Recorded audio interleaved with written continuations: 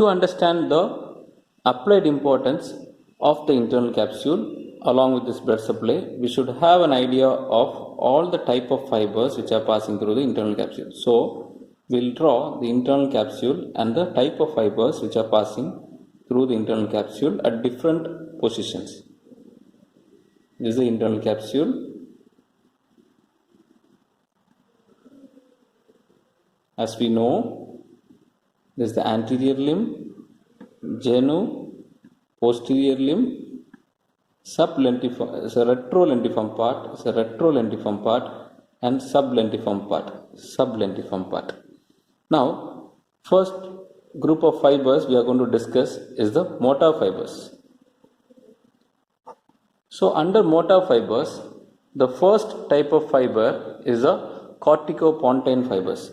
So, we will represent with a star for a corticopontine fiber, corticopontine fibers. These corticopontine fiber, as we know, it is present in the anterior limb, genu. So, this is a star which I am drawing.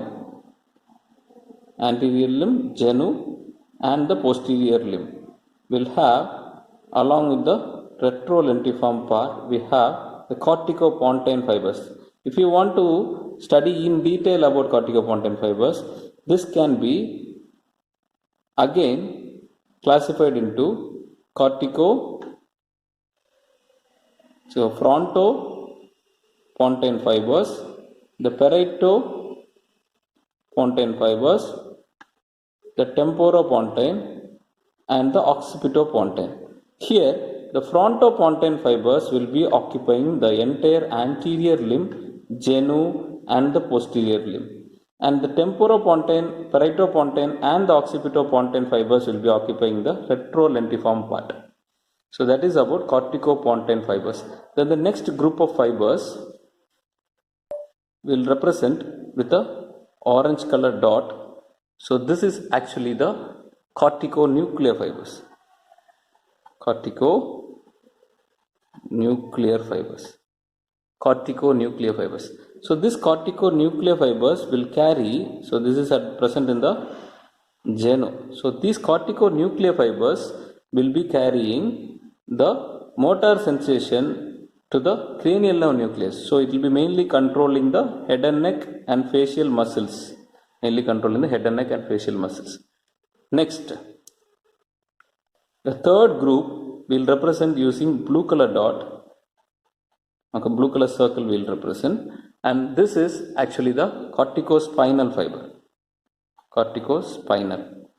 So these corticospinal fibers are passing through the posterior limb in this order, from above downwards for the upper limb, for the trunk, and for the lower limb. So that is the third group of fiber. Then the last group of motor fibers are the extrapyramidal fibers. Extrapyramidal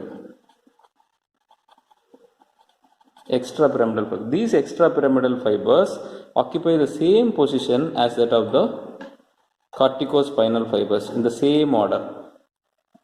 The first for the upper limb, then for the trunk, and then for the lower limb.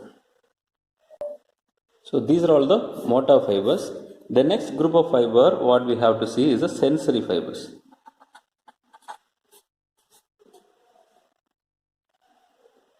The sensory fibers are all running as thalamic radiations. So these thalamic radiations can be grouped under anterior, superior, posterior, and inferior thalamic radiation. We will see in the diagram. The anterior thalamic radiation we can represent with a yellow color. You can draw some crisscross lines like this. So this anterior thalamic radiation will be present in the anterior limb and genu, passing through the anterior limb and genu of the internal capsule. Next is the superior thalamic radiation. We will represent using green color.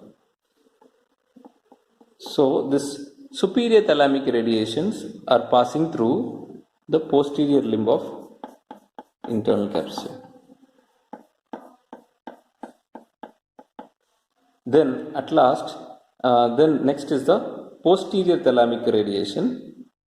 We'll represent using orange color. The posterior thalamic radiations were passing through the retrolentiform part of the internal capsule. Then one more part is the inferior. One more type of fiber is the inferior thalamic radiation. Again, we'll use the orange color for the inferior thalamic radiation, and these inferior thalamic radiations are passing through the sublentiform part of the internal capsule. This is about the summary of the fibers passing through the internal capsule. Next, we have to learn the blood supply. To know the blood supply, we should know about circle of Willis.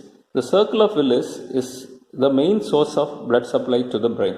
Circle of Willis is mainly formed by two sources. There is the vertebral artery of either side, which will join together to form the basilar artery, and this basilar artery will terminate as the posterior cerebral artery. So this is about the vertebral artery and its main branch. The next source is the internal carotid artery. So internal carotid artery through the foramen, the carotid canal, it will enter into the cranial cavity, and this internal carotid artery gives the middle cerebral artery. This is the middle cerebral artery, can shortly call as MCA, middle cerebral artery. It will give anterior cerebral artery. So on either side, this is the middle cerebral artery. This is the anterior cerebral artery. Then have posterior communicating artery. So this is a posterior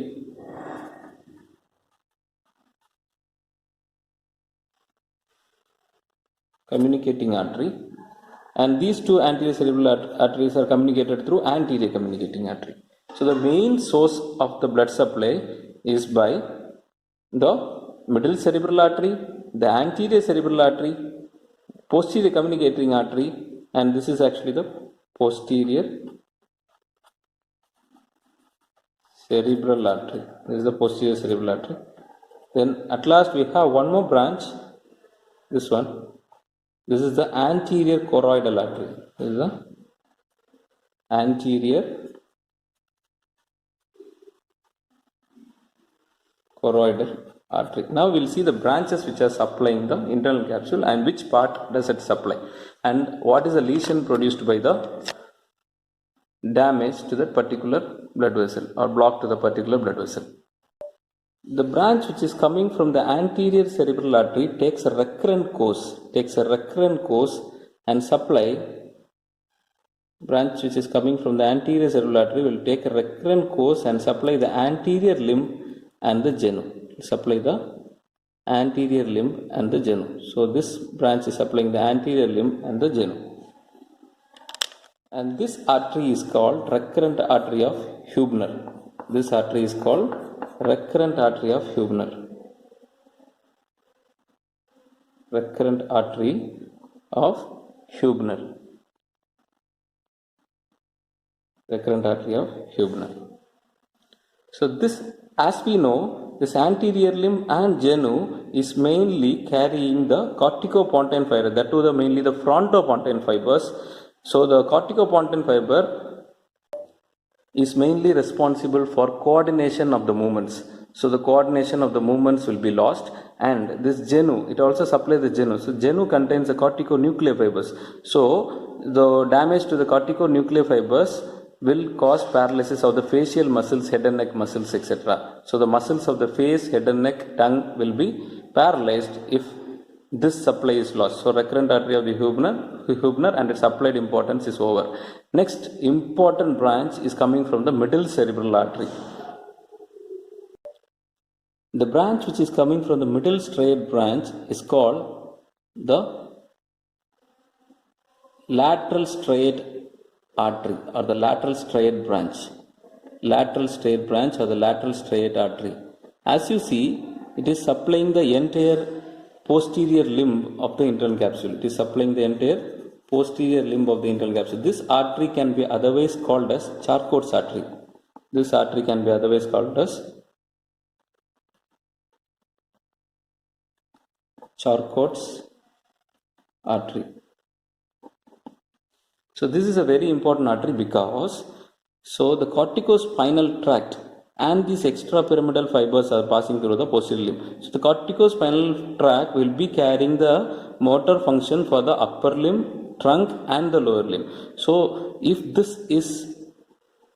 there is a block in this artery, that is the Charcot's artery, this artery can be otherwise called as artery of cerebral hemorrhage.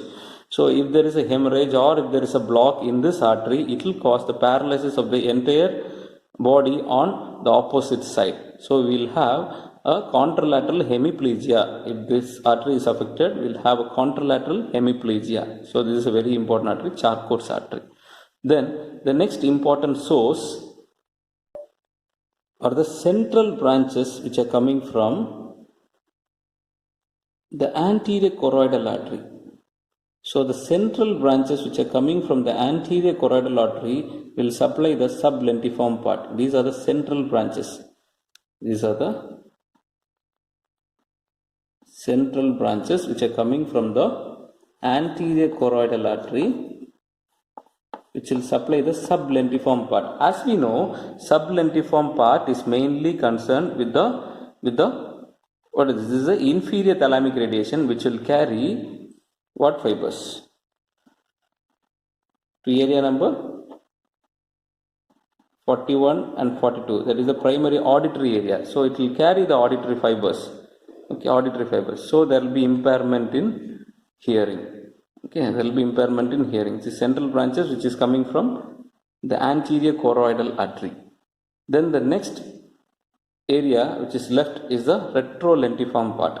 This retrolentiform part will mainly receive branches coming from the posterior cerebral artery.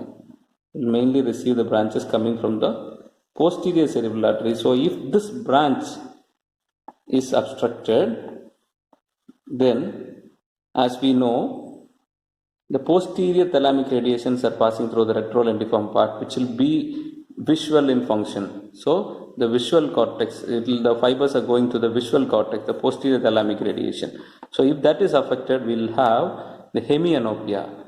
The clinical condition which is produced because of this blockage in this blood vessel is the hemianopia. So opposite side vision will be lost. So this is about the blood supply along with the applied importance of the internal capsule. The internal capsule is a very important topic because of such a important functional component which are present as fibers passing through the internal capsule. Thank you.